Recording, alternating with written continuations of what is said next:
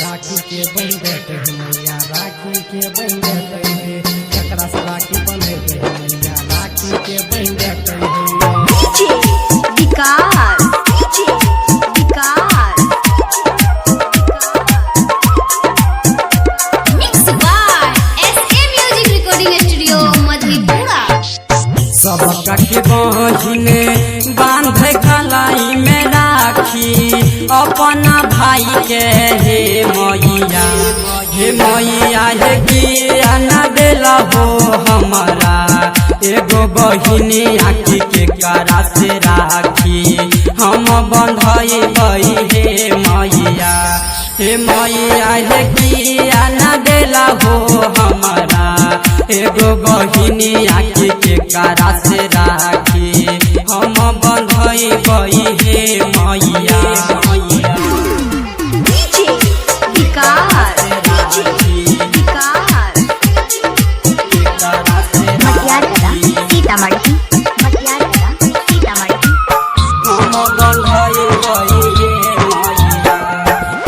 कौन जन्म में हमें पाप कैलिए पड़ल शराप हे मैया, हे मैया हे किया न देला हो हमारा एगो बहिनी आखी हमर कलाई सुना लागई हे मैया, हे मैया हे किया न देला हो हमारा एगो बहिनी आखी के करा से राखी हम बंधई बई हे मैया।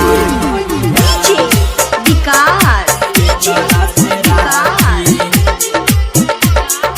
मटियारा सीतामढ़ी, मटियारा सीतामढ़ी।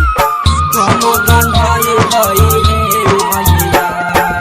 साल भर पयलै सावन के पूर्णिमा राखी के दिना हे मैया, हे मैया हे किया न देला हो हमारा एगो बहिनी आखी हमर कलाई सुना लागई हे मैया, हे मैया हे किया न देला हो हमारा एगो बहिनी आखी के करा से राखी हम बंधई बई